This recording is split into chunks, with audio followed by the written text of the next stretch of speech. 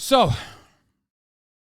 let's watch. So Amazon is laying off hundreds of workers. This is across Prime Video and its MGM Studios divisions, as well as Twitch. Memos were sent to staffers this morning and obtained by CNBC.com. Our Annie Palmer there. An Amazon spokesperson did confirm those layoffs. The head of Prime and Prime Video and MGM saying in that memo that the company is making some of the cuts to prioritize investments for the long term and the success of the business. The memo goes on to say that they are looking to reduce investments in certain areas and then focus on more high-impact areas. Not just Prime Video, though, also 500 Twitch employees. Another memo obtained by CNBC this morning. Executives saying that we have to work to do and right-size our company. They say they regret that they need to share this news. It's a painful step, of course, and they're reducing headcount by just over 500 people across Twitch as well. Guys, this adds to years of layoffs for Amazon. Starting at the end of 2022, Amazon had its biggest round of layoffs, about 27,000 people across almost every part of that business. And that company shares slightly higher this morning. You can see layoffs are often seen as a way to increase some of that operating leverage and efficiency. Guys, back to you. Boeing. All right, so before we get to the Boeing story, which I have some interesting pieces on, Dan Clancy also had a take on it. Where is it? Does anyone have that? Does anyone have the Dan Clancy statement on the layoffs, talking about how this is, Twitch grew with projections and we grew the company to what we thought it would be at in the next 2 years, 3 years, and not where it's at right now, something along those lines.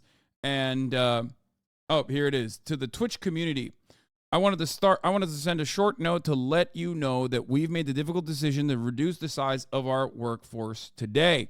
At this point in time, we are focused on communicating with our employees and providing them with clarity on how this impacts each of them. We greatly value the employees we're saying goodbye to today as people and professionals and are grateful for all their efforts to support all of you. I'm sharing a copy of the email that I sent out to the company this morning to provide more context on the decision. Please know that Twitch remains focused on serving our streamers and ensuring that this is the best place to live stream for many to come. I know that you will have additional questions about how this might impact the community, and I'll host a stream on Twitch on Thursday, January 11th at 1 p.m. Pacific time to speak with all of you. Okay? I found an article from January 2020 which says Twitch headcount at the time was like 1,500 globally. 500 being 35% of the current staffers means they're now going to be at about 1,000, if my math is correct, literally smaller than they were in 2020.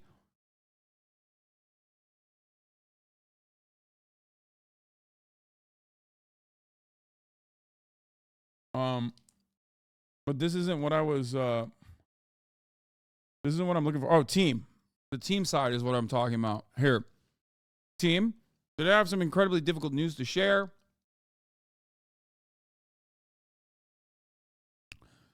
As you all know, we have worked hard over the last year to run our business as sustainably as possible. Unfortunately, we still have work to do to right-size our company. That is such a Silicon Valley. That is so tech speak right there.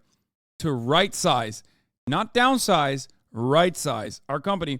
And I regret having to share that we are taking the painful step to reduce our headcount by just over 500 people across Twitch. This will be a very hard day. Our service exists to empower communities to create together. And every single one of you has played a vital role in fostering our community and furthering that mission. The problem with a situation like this, okay, is that Dan Clancy is the CEO. But Dan Clancy is not the CEO of a company that is completely independent and can go out and take out additional loans in and of itself and continue keeping the company afloat as it tries to, I guess, find new revenue maxing strategies. Okay? He is the CEO of a company that is underneath another company that is, of course, Amazon. When Daddy Amazon, and I've said this so many times, Daddy Amazon says Twitch is not profitable, that's accounting, okay? When Daddy Amazon says, oh, Twitch is blowing up, you can hire now, and Twitch ends up hiring a bunch of people, okay? Then that's how it goes. And this isn't just Twitch. This is across the Amazon video sector. Amazon to lay off several hundred staff in Prime Video studios.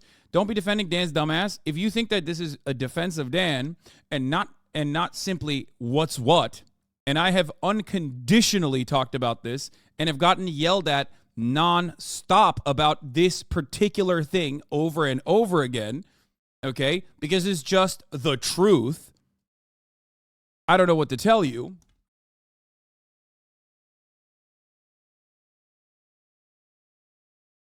You're describing the entire tech sector, not just Amazon? Yeah, this is not me defending Dan. This is me explaining to you the truth. If you recall, a while ago when Kick first came out to the market, a lot of people said, Hasan, you don't know what you're talking about. Amazon doesn't profit from Kick, or Twitch doesn't profit directly from Kick. And I told you guys at the time a couple different things. Amazon runs AWS. It is the most costly part of Twitch's runway, okay?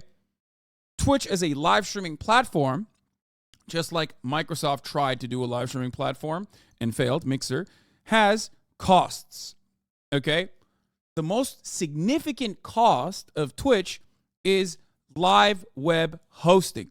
This is a profoundly costly endeavor regardless. There is like a built-in cost to it, okay? No matter what happens. Now, that cost of keeping the servers alive is, of course, that cost of keeping the servers alive and making sure that they don't, like, catch on fire like they have in the past, and ensuring that that still works on the back end, all of that is very expensive, okay? It is. That is probably one of the most expensive parts of live web or any kind of live streaming platform, okay? Now, having said all of that, of course, Amazon already has all of that, right? Amazon already, this is their main bread and butter. Amazon makes a lot of money off of AWS, their web service, okay? Half of the internet runs on AWS. The other half runs on Microsoft's web service and Google as well. But I believe Microsoft is the second biggest, right? And AWS, Azure is the second biggest. AWS is the biggest. Azure is the second biggest. And then I guess Google. So Google Cloud is the third.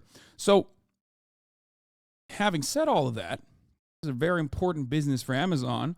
What they could technically do, like I said, if they wanted to tomorrow, decide that Twitch is the most profitable live streaming platform on the planet, they could just simply massage the numbers and go, the cost of the live web hosting to Twitch from Amazon is $0. If they were to decide internally in their accounting that you are no longer technically paying for web service, Twitch would be the most profitable company on the planet.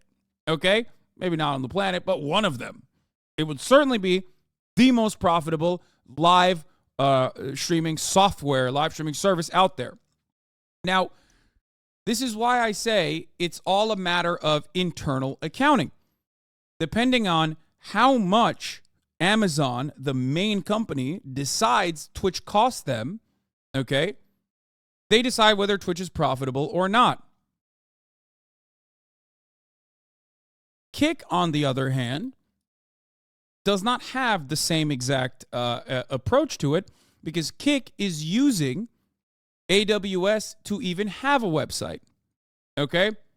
You've been saying this ever since Congress asked Bezos about Twitch and he had zero clue what it was. Yes, and I was very happy back then. And the reason for why I did not want Jeff Bezos to know what Twitch is because I don't want him to look into it and then find out that it's like not exactly a great business for them. Okay? You still got to do intercompany eliminations. It's a true economic activity that enters and leaves the conglomerate. So yes. So internally, there's two different kinds of accounting, right? So you have the I guess opportunity cost of like Amazon's limited web hosting service and how much bandwidth they're giving to Twitch versus whether or not they sold it to an outside company, that web service. Okay? So that would be probably judged on market rates. Okay? So there's an internal cost, like an actual cost of running this service, which would be like whatever it is. After all the sunk costs, whatever it is is like whatever fraction of the upkeep of the servers that Twitch is costing Amazon for just simply existing versus the actual cost of it when judged as though Twitch is an outside entity coming to Amazon to purchase AWS. There's a second part of this, though. The second part of this is, of course, the white glove production back-end service that Twitch also, or Amazon also sells. Some of those are Twitch staffers, okay? Some of those people that are working on, for example, when Kick purchased AWS, there's a second part of AWS called IVS, okay? IVS is the bones, the skeleton of a live streaming service. Some of those guys that work at Twitch directly work on IVS. So technically, Amazon is making money off of, selling basically the skeleton of Twitch to other companies as well.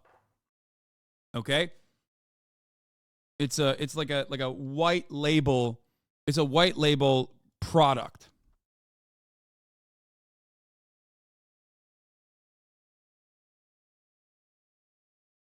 Okay, how do you know all this shit? What do you mean? This is like all readily available things that you can find out on your own.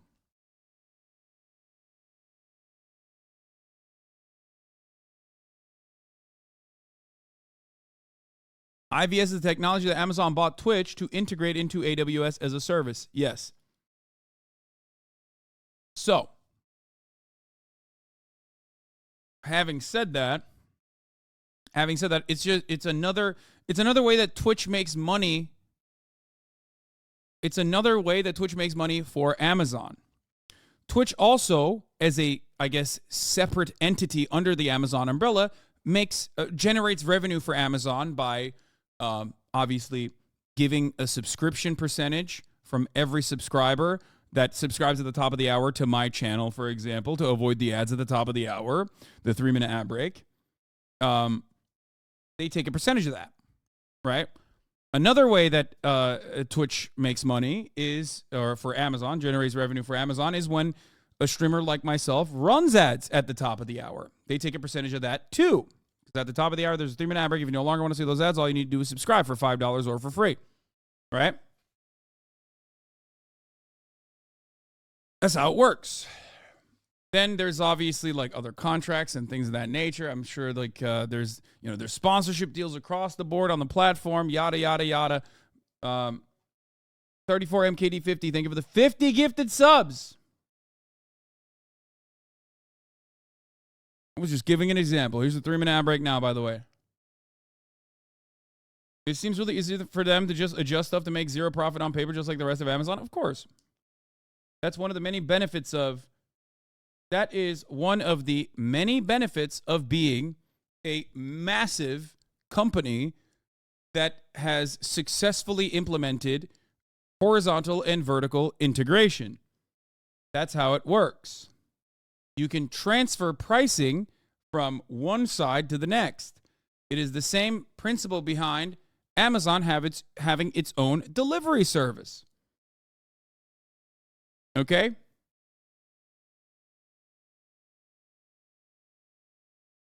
That's it. That's how this works. Plus, Twitch can act as a marketing platform for Amazon. It adds an additional benefit to subscribing to Amazon Prime. Yes, but I don't think there's a big enough ask. Like, I think Prime works in the opposite direction.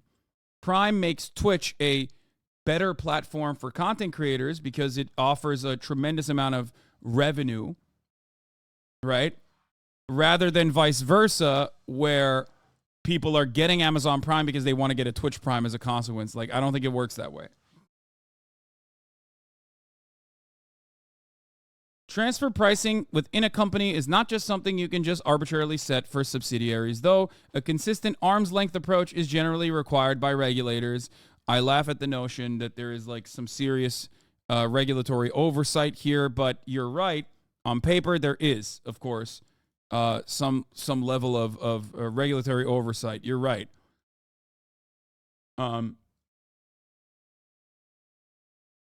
It's just Is there enforcement of such regulatory oversight? I do not know.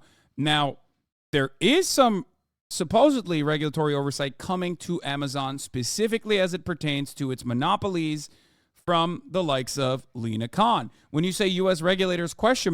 There are some U.S. regulators that are currently working specifically on Amazon. Perhaps that is one of the reasons as to why they are doing more internal accounting to ensure that there is that they're making all of their video divisions more profitable on paper. Okay. I did this for a software company in Canada. It's essentially a facade law. Regulators work with the entity to make it work, so it's fine and dandy for public scrutiny. Yeah.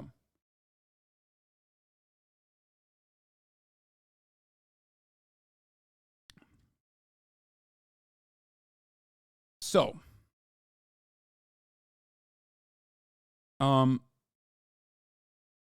so maybe Amazon is just reporting that Twitch is losing money to meet regulatory appearances, but in reality, it does make money hand over fist because I pay myself. Isn't getting anyone into debt.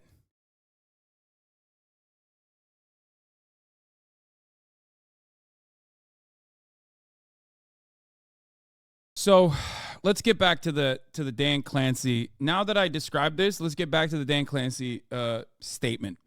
I know many of you are wondering why this is happening. Over the last year, we've been working to build a more sustainable business so that Twitch will be here for the long run. And throughout the year, we have cut costs and made many decisions to be more efficient. Unfortunately, despite these efforts, it has become clear that our organization is still meaningfully larger than it needs to be given the size of our business. Last year, we paid out over $1 billion to streamers. So while the Twitch business remains strong, for some time now, the organization has been sized based upon where we optimistically expect our business to be in 3 or more years, not where we're at today. As with many other companies in the tech space, we are now sizing our organization based upon the current scale of our business and conservative predictions of how we expect to grow in the future. This decision, while incredibly difficult and painful, is necessary to ensure that we can continue to serve our streamers sustainably without impacting their ability to support their careers on Twitch. Part of what makes this so difficult is the passion that so many of you share for the Twitch community and the hard work you've put into serving our streamers. I know you are all wondering what this decision means for you and your role moving forward. While we know it is better to hear about the impact face to face, we realize that it is more important to share the news with the affected individuals as quickly as possible. With that in mind, here's what you can expect within the next hour. If your role is affected by this decision, if you live in the US, Canada, Brazil, Mexico, or Singapore, in the next few minutes, I will send an email to this group of people sharing the unfortunate news that your position is being eliminated. Okay, well, that's crazy.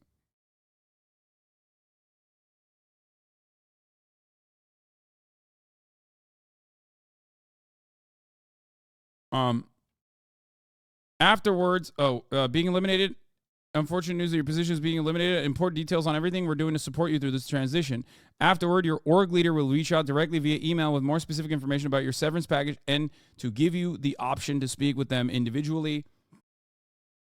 These one-to-one meetings will take place over the next few days. If your role is affected by this decision and you're in any country not listed above, in the next few minutes, you will receive an email from Lauren Nunez with more specific information on the process and the next steps, which vary by country. For everyone who's leaving Twitch today, I know how important it is to say goodbye to your colleagues, so you will retain access to Slack and your email until 1 p.m. Pacific. If you are in Singapore, you will have access until 12 p.m. local time. Jesus. If your role was not affected, I will send another email to this group confirming your role was not affected by this decision.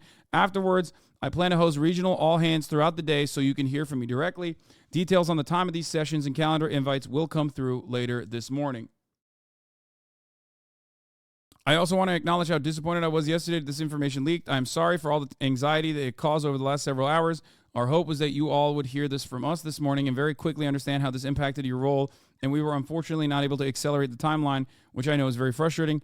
I want to close with my sincerest apologies to everyone who is leaving Twitch. You are some of the most talented, committed, and creative people I've ever worked with. Thank you for everything you've done to help us build Twitch and foster our community. We are all here because we believe in the power of Twitch and our community, and while our mission is far from over, right now our focus is on taking care of each other. I'm always grateful for how well you all support and show up for one another during our best and most difficult moments. Dan.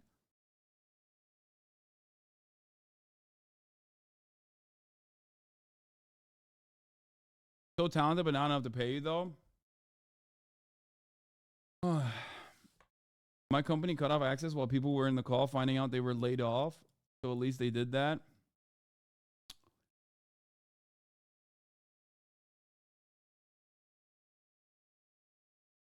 Interestingly, apparently they didn't do due diligence with advanced public notice of mass layoffs, and people will still be on payroll for 2 months, or Twitch broke the law. Wasn't this on the Warren report? Aren't those supposed to be heads up for incoming layoffs? Technically, they will keep everyone to be laid off on payroll for 2 more months to comply with Warren. Does that mean in 2 months we see Twitch or Amazon with layoffs dated around this time? The way these are presented online has made me think they're a heads up for people getting laid off. Is this not true? I mean, I'm sure that it's like probably packaged as their severance, right? Yeah, that's usually how it works. Like you get put on payroll. They're like the most layoffs are always awful. The most, I guess, like the best, most ethical type of layoff that you can engage in is the voluntary severance package layoffs, but that's obviously very costly to the company, so most people don't want to do that, where they will see areas that they need to significantly downsize in, and they will go to all of the workers in said areas and say, hey, if you leave now, we'll pay basically 6 months of your, depending on what the severance package looks like. They make this internal calculation. 2 months is usual, but in the most ethical layoffs that happen, and I have friends that have literally gone through this in the tech sector, where they will go up to you and they say, hey, there's going to be downsizing occurring here, and we want to give you the option to voluntarily leave now. And if you voluntarily leave now, we will pay you. We'll pay you like 3 months, 4 months, or maybe even up to 6 months of compensation, like as though you have a job here for 6 additional months, right? You stay on payroll for 60 days, and if you don't got a job, you get a severance at that point. You are still a non-functioning employee to go with the Warren Act.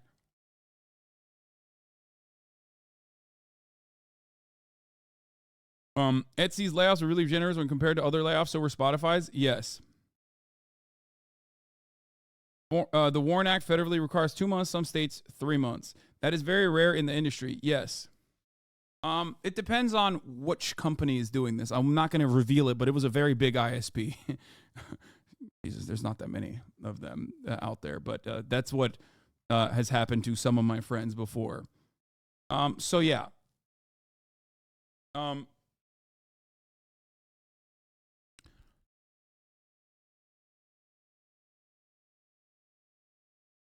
I know this is slightly off topic. Being a college student and seeing all these layoffs makes me incredibly nihilistic for my own future. I mean, yeah, welcome to the world of graduating out of college post 2008. Let's be real. Let's be really real, okay? I graduated college in 2013. This was like, this has been, there was like a brief moment of like, I guess, normalcy in between that time frame. But when I first graduated, it was like, the situation was dire, okay? I graduated from college in 2013. The economy had not recovered the economy and the job market was not looking that great when I graduated.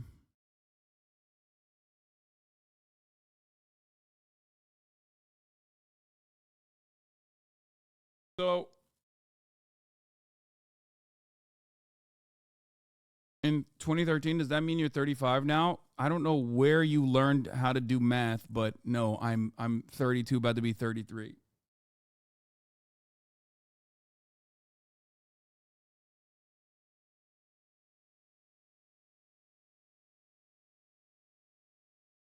Offering the choices to leave is pretty common in B2B enterprise software companies in my experience. A guy I know just takes everyone he can and gets paid double for 6 months at a time.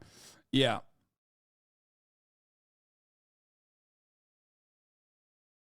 In my opinion, a lot of these layoffs are follow the leader companies see others doing layoffs and they think they have to. The phrase, as with other tech companies, suggests that has to be the case here.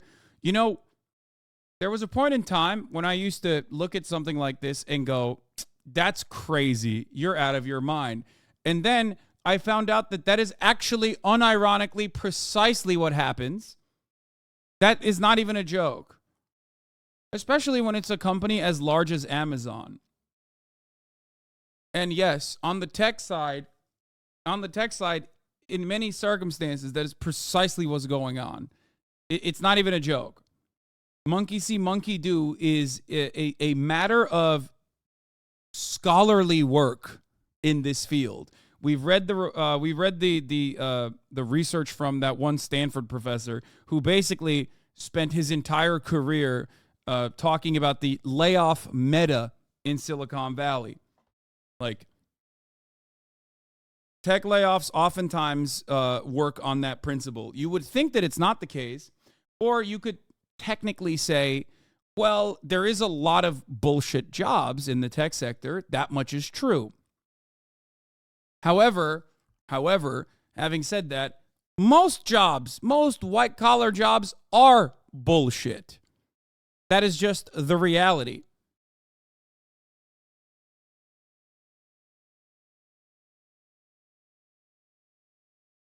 Layoffs are the quickest way to boost profitability. If your competitor boosts profits, you have to do the same to keep up. Yeah. And I've talked about this more broadly.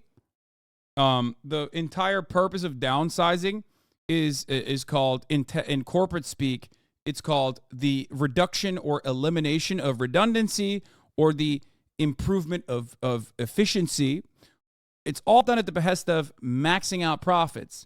You got 7 people doing a job, you reduce the workforce down to 3 people, and you make the 3 people that are remaining do the job of the 7 people that left. And you can get away with doing that in a lot of circumstances because, let's be real, the 7 people, including some of you in this chat right now, are doing like, what, 1 to 4 hours max of like real work at your place of business. If you're in a white-collar job, that's just the truth. It's just the truth. Like, you're doing 1 to 2 to 3 hours of real, actual work. If you, like, cracked an Adderall and just sat there and white-knuckle through the actual work you need to get done for the day, you're doing, like, 1 to 2 to 3 hours of work maximum on a really busy day.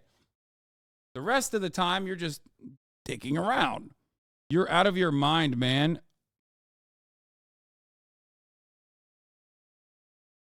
We're talking most white-collar work, okay? Now, having said that, that's perfectly valid, okay? That's perfectly valid.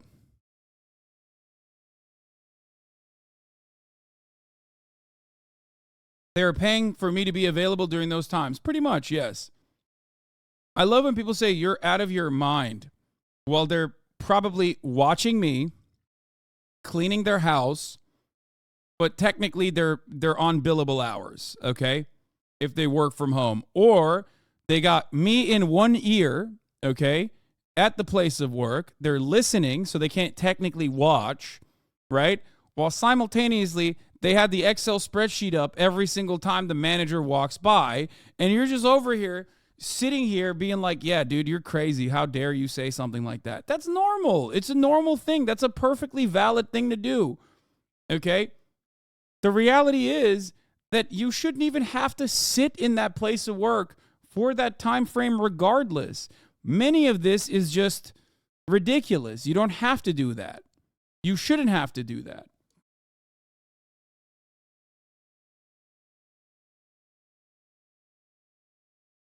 The service sector doesn't work in that same way. Many of you are in the service sector, or many of you, for example, are delivery drivers, and you're listening to me on the job as well, but technically you're actually doing more work than the amount of work required for the white-collar professional for that specific time frame that they actually have to do work. You're like literally on your feet in some regard. If you're in the service sector, or if you're like in retail, like you're even if there are no customers coming into the shop, you're still on your feet. And you're still cheating it a little bit, and you're listening. Service sector generates more joules per hour of work, yeah. Now, this is not about like what your contribution is. This is more so about what kind of value you generate for the company. And the value you generate for the company is always going to be more, regardless of if you're working 1 hour out of that day or all 8 hours of that day. What you are getting paid is always going to be less than the value that you actually generate on paper for that company. Okay? That's it. That's how it works. So, it is what it is.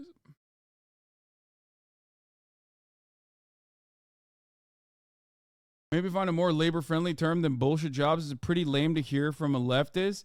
Bullshit jobs is actually from David Graeber.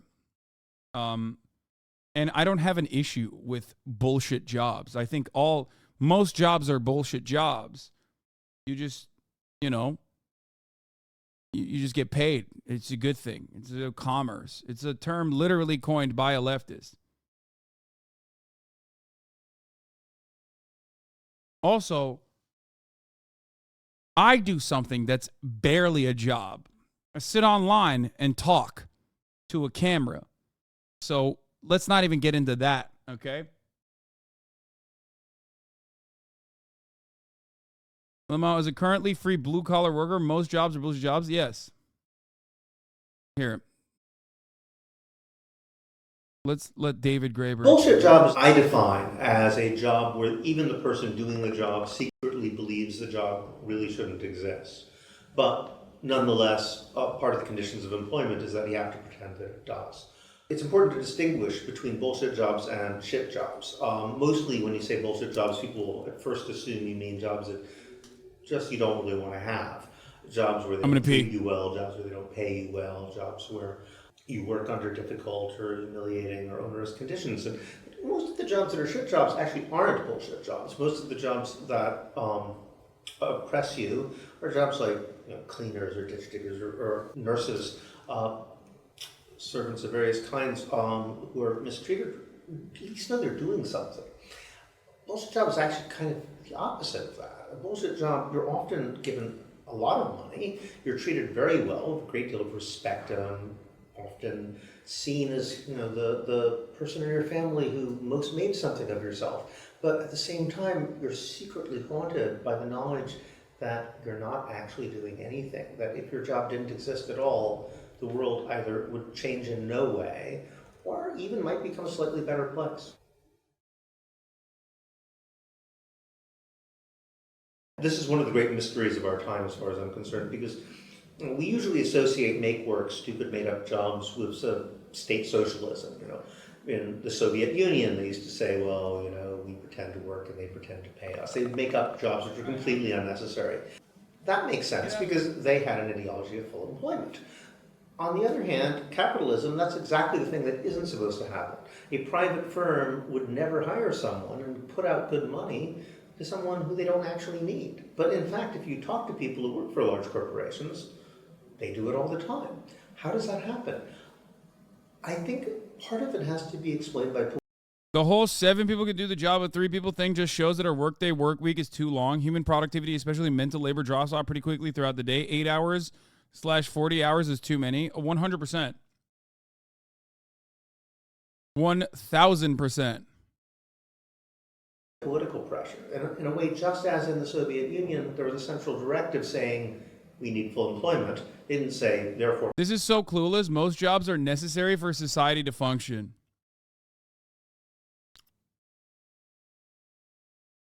Yeah, no, you're right, man.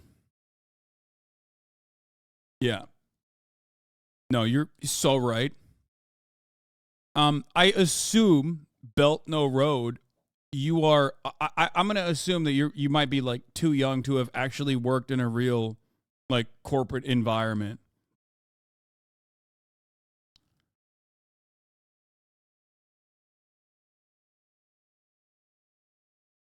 Yeah, someone said, brother, I sell pop-up ads for dick pills. This topic exposes young chatters so much. And by the way, for the record, I don't have a problem with bullshit jobs. I think they should exist. It's great that it exists. It's busy work. It keeps people's minds occupied. Okay? It's like fake nonsense that we've created together. However, having said that, you know, you should still be paid adequately for it. And you should have more free time. That's the point.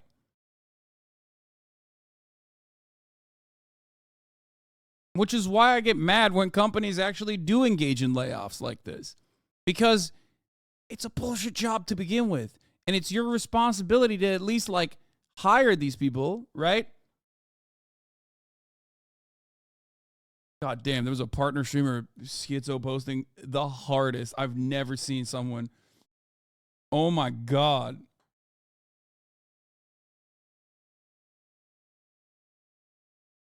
That was wild.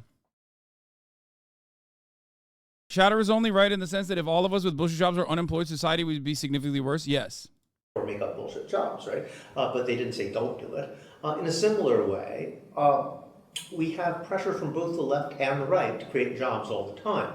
You know, on the one hand, you have the left saying we need, like, public works, we need more money being given to consumers to stimulate the economy. Some chatters are the people that aren't trustworthy, and so everyone keeps up the facade around them as well as the bosses. Yeah. Maybe. On the right, they're saying give money to capitalists and they'll hire people.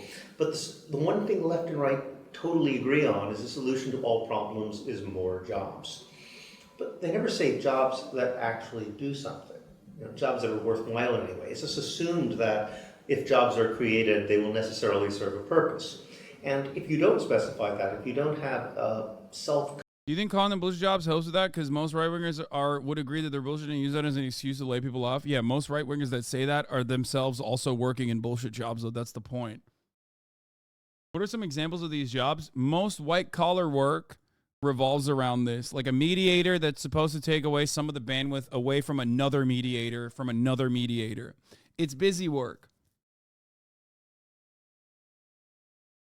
We have it all around administrative work. Like most administrative work is like that. Project managers, things of that. It's like additional parts of the corporate bureaucracy that you experience is almost always a job that they just made, right? That's it. Like, no. It's the other jobs that are bullshit jobs. My job is a real job, you see. Yeah. This doesn't mean that you don't actually willingly and legitimately actually participate in a project, for example, in a meaningful way. This doesn't mean that your output is meaningless. It doesn't. It doesn't at all. Of course, like ultimately you're working on a project. You go and work for Ogilvy or OMD or a marketing firm of sorts, right? And you sit there all day. You got me playing in the background, and you kind of wait for the person above you in the ladder to give you a task, okay? The task that you need to complete is oftentimes going to be like something that you can do with 10 minutes to 20 minutes of research.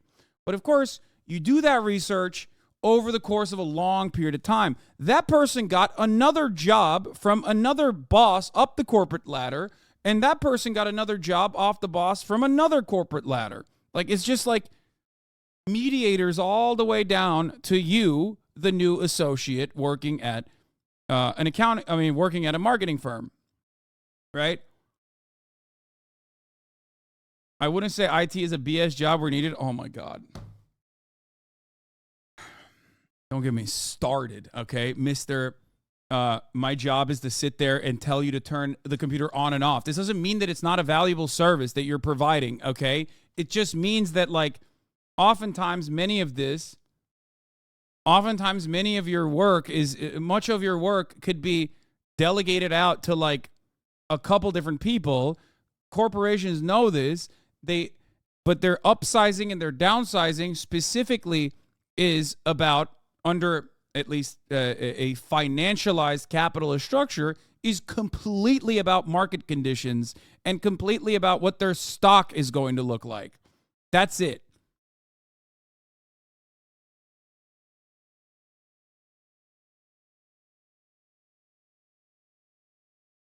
Don't worry about that guy. IT workers have the most delicate egos on the planet. This doesn't mean that like Twitter is a great example of this. Twitter currently operates on a skeleton crew, right? That's the first thing that Elon Musk did. He went in and he wiped out giant chunks of the platform. Now, is the platform good? Of course not. It genuinely is bad now. It's significantly worse, but does it still exist? Yes, it does. Do you understand? That's a perfect demonstration of like the elimination of redundancy and what that does to a company in the long term. Okay?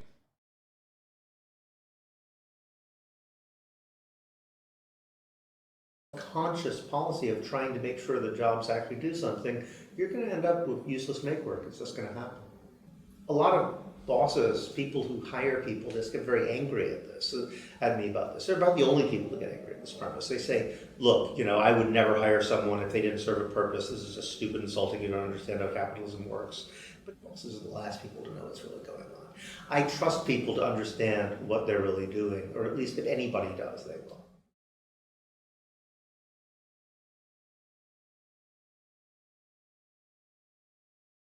Buckminster Fuller has a great quote about bullshit jobs. His promises are worth the 1 minute read. We should do away with the absolutely specious notion that everybody has to earn a living. It is a fact today that 1 in 10,000 of us can make a technological breakthrough capable of supporting all the rest. The youth of today are absolutely right in recognizing this nonsense of earning a living. We keep inventing jobs because of this false idea that everybody has to be employed at some kind of drudgery. Because, according to Malthusian Darwinian theory, he must justify his right to exist. So this is like, for the record, this is like so over the top peak slash anti-work theory at this point that it's like frustrating people probably when they approach the subject from this perspective. The thing is, I am a firm believer in bullshit jobs. I think they should exist. Make work is good. That's my take. Do you understand? Make work is good. It is not a bad thing. Kaya. Place. Hey. Place. Enough of your madness. Be a good girl, not a bad girl. She has a real job, not a bullshit job. Okay?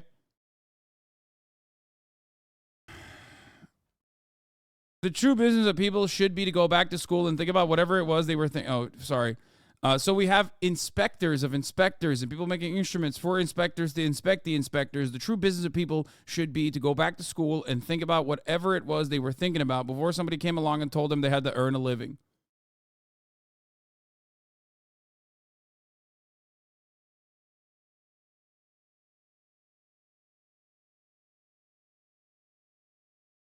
Anyway.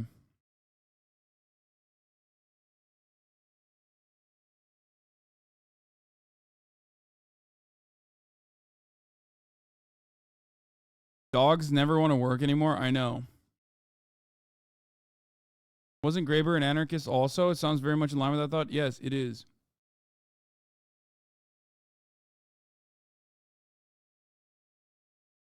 Isn't one of the core themes of leftist economics that people should be paid for their labor? How is eliminating labor really leftist? No, this is a different attitude.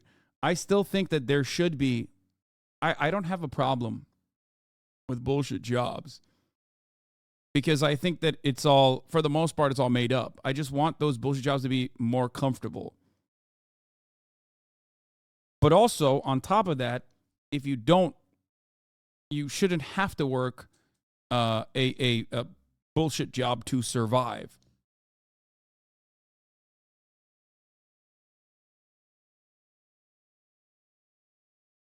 The irony is that shit jobs are significantly more important, although they are seen as more replaceable, more easily replaceable than the bullshit jobs. Those shit jobs are actually a necessity for society to function adequately. So there's that other part of this process as well.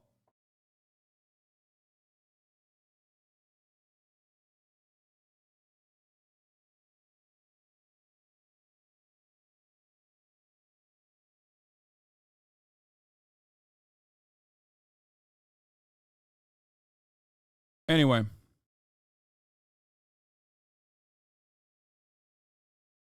"80% of accountants don't need to exist, and 95% of finance bros should be eliminated chatter along with 100% of HR, while 100% of nurses, doctors, teachers need to exist, or else society does fail." Yes.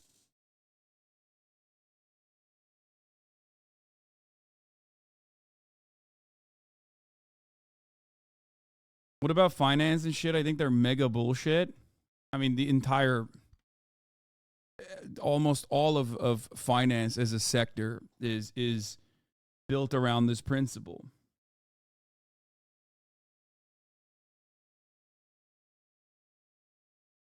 Why does HR exist? Protect the company and protect the profit margins and ensure that the company doesn't actually get hit with like a lawsuit for a lawsuit within the already limited higher place, ma'am. Your job is to place, ma'am. Yeah, don't look at me like that. Don't look at me with those defiant eyes.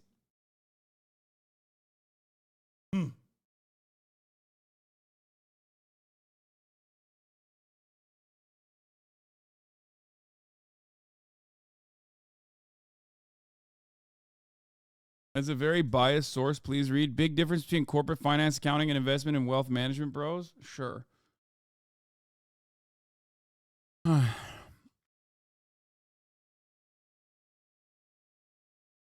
Anyway. Problem is that there's a ton of socially necessary work that needs to be done, which we don't accomplish because it's not profitable, and consequently, there's an abundance of people doing work which doesn't benefit society whatsoever. It's a terrible allocation of labor and resources. You didn't finish the question of what the purpose of HR is. The purpose of HR is to there's already limited labor laws, limited, very, very limited, significantly limited labor protections to begin with. But within that framework of significantly limited labor protections, you can still get the company in trouble. So the HR's job is to basically minimize that as best as possible. It is there to protect the company, even though it masquerades as being there to protect you, the worker. That's not the case, of course.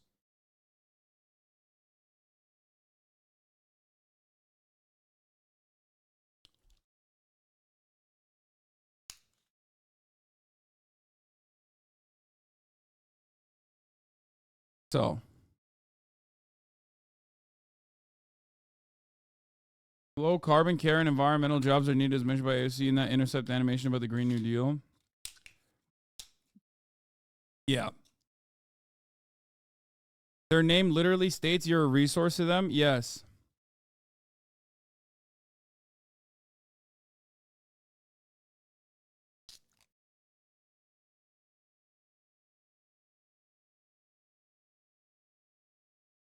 Adnan TTTK, thank you for the 20 gifted subs. An important stat for chatters is that around 40% of people agree their jobs are partially or entirely bullshit. And then I think like what isn't there another study that says like people oftentimes work like at maximum 4 hours throughout their day? There was another poll conducted. Anyway,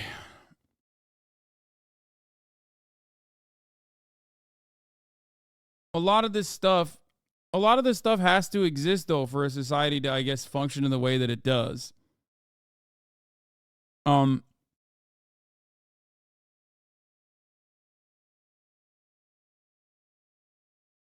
In limited circumstances, HR might protect you if your employer is about to do some illegal shit, but ultimately their goal is protecting the company, and they might still be looking for the nearest opportunity to shit can you as soon as possible. Yeah, like, guys, I'll explain it to you this way. I was having this conversation this morning about, like, whether or not I, have the bandwidth to take time off.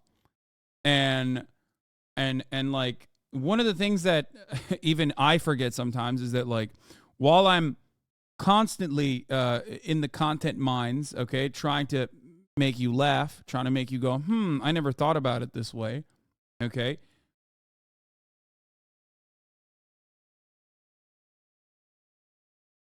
Ultimately, one of the things that I never, I never consider usually is that,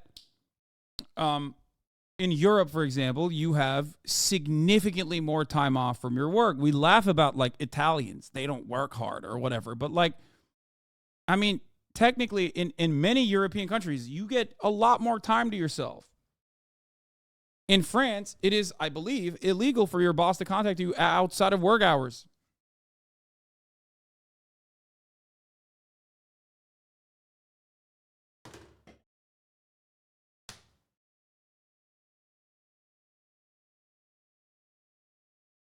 there's significantly more federally mandated time off in European countries. There is more value placed upon autonomy and time away from work. Now, the point is, those countries aren't on fire, or if they are on fire, it's not because of this reason. If anything, they're on fire because all of those amenities that they take for granted have started diminishing.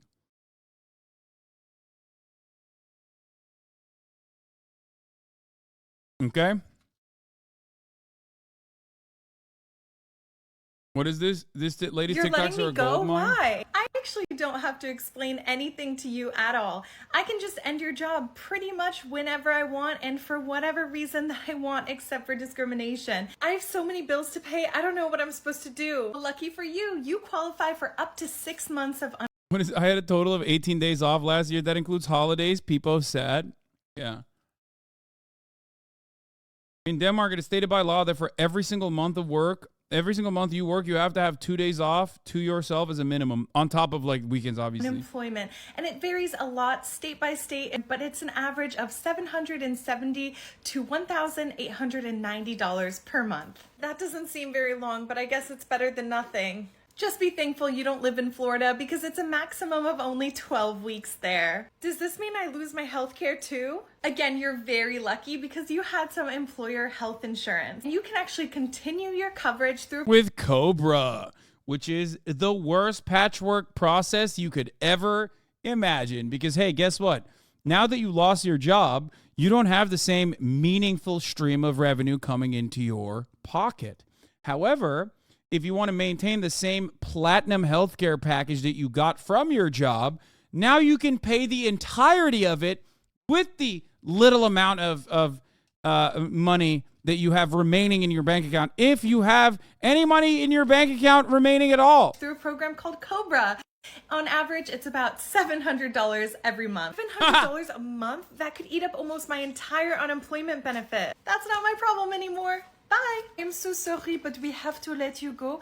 Here is a letter explaining exactly why, and you still have 1 to 3 months of notice before your job officially ends. If I can't find another job by then, what kind of unemployment can I get? Average is 750 to 1,500 euros every month, which sounds similar to the US, but remember, the cost of living is about 30% lower. And how long will that last? Up to 2 years if you're under 55, above 55 is up to 3 years. And what happens to my health care? Don't worry, your health care is not tied to employment in France. Imagine you have no job, no health care. We would not do this. We are not monsters.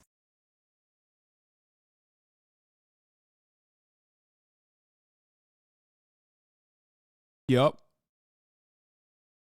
You Americans are so cuck. Even here in Banana Republic, Brazil, we have yearly vacations, paternity leave, and designated days off. For instance, on Fridays, I get a break from work. And if it happens to be my birthday, it's automatically a day off too. Wait, what? It's so funny. It's so funny to think about this because it's like Americans see this and they go into maximum copium mode, or they're like, yeah, well, guess what? We're not gay. It's gay to take time off. I'm going to die from not having access to health care that I can't pay for, but guess what? I'm straight.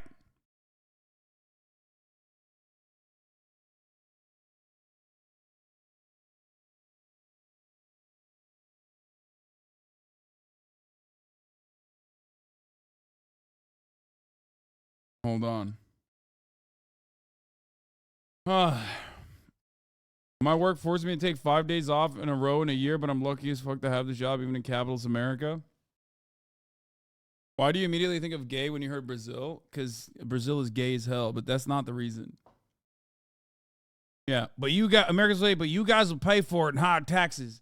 And it's like, what other people don't understand for some reason is that it's like, in my opinion, it's like a perfect structure. It's like it's air sealed. Okay? It's vacuum sealed. Like, cost of living is lower, you get paid less, Ultimately, it doesn't matter, though. What should matter is what the amenities are and what your living circumstances look like.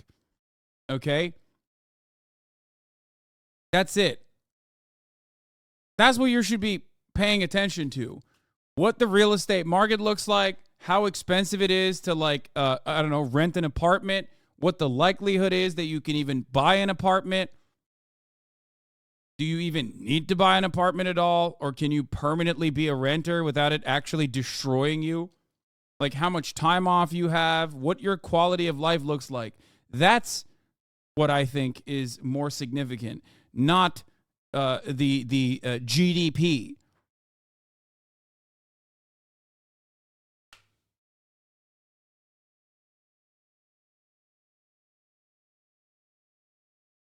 It's also wrong in the sense that, like, when you adjust to all the amenities that people get with their taxes in European social democracies, for example, or even in developing nations, like, you end up paying significantly more in America.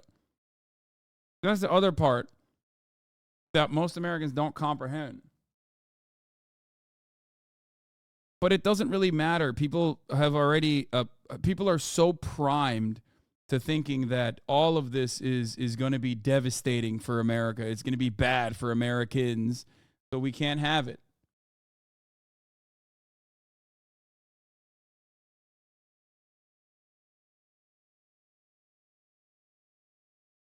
Estonia gives up to 80 weeks of paid maternity and paternity leave to both parents and a daycare stipend when they do return to work. Imagine. Yeah, it's unimaginable.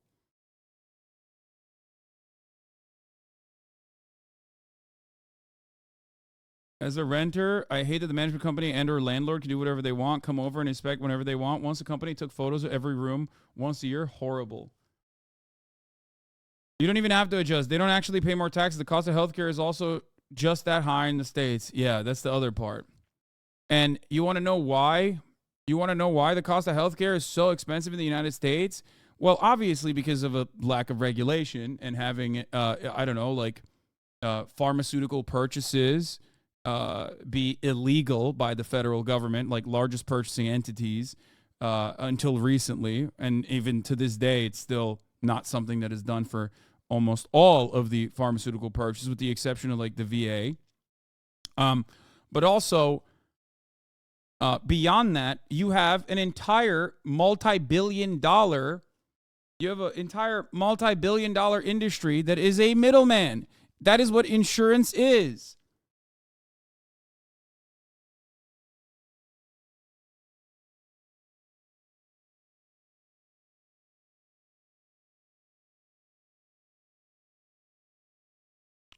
There's a reason people who work at Trader Joe's love working there. They pay a decent living wage, although still could be higher. Good healthcare, heavy discount on groceries, free gym membership to pretty much any gym, flexible schedule. They're considered a shitty company compared to EU standards. Yeah. It is insanely frustrating listening to righties in Denmark pleading for more privatized medical care in the U.S. Like, we don't have a fucking live stream showing off exactly why that sucks. Major ballsack. Yeah, well, it'll come to you too. European social democracies. Just wait. Stand back and stand by, okay? Stand back, stand by. It's coming to your backyard too. It already has. A lot of this stuff doesn't happen overnight. It happens in a very slow and almost invisible process. It's impossible to capture the actual things that are occurring in your life. The privatization doesn't happen overnight. Okay? It happens first and foremost by defunding public institutions. Okay? The NHS is a perfect example of this. The NHS is supposed to be a point of pride for the British, and it should be. Okay? It's a wonderful structure. It's a wonderful system. And yet, what is it now? How many years of austerity are we on? 15, 16? How many years of austerity under the Tories has the NHS withstood? And it gets worse. 14 years of austerity, and it has gotten worse and worse as a consequence of that austerity. That austerity is government-led. That austerity is done specifically so that inevitably you say, the NHS sucks. The NHS is bad, lads. We need to privatize to cover for it. And then First you do austerity, then you start privatizing, or rather, instead of privatizing, then you add additional private components to it, and then you show how much better the private parts are, like premium. It's premium. It's better. It's better. And then eventually you privatize entire parts of the nationalized healthcare structure, and before you know it, you are now completely private, and now you need middlemen in the form of insurance to make up for that because prices are so much more expensive because there's inelastic demand for healthcare. Now, you're not rationing healthcare off of need. You're now rationing healthcare off of who can pay for it. You're paywalling it. That's it. And this is for every single aspect, for the record. This is for every single aspect of public amenities. Things that you do not even think about as public amenities, things that you take for granted. Can you explain exactly what you mean by austerity measures? Well, we need a belt tightening. We no longer can fund the NHS appropriately. The government simply does not have enough money in its coffers to continue funding certain aspects of the national healthcare system.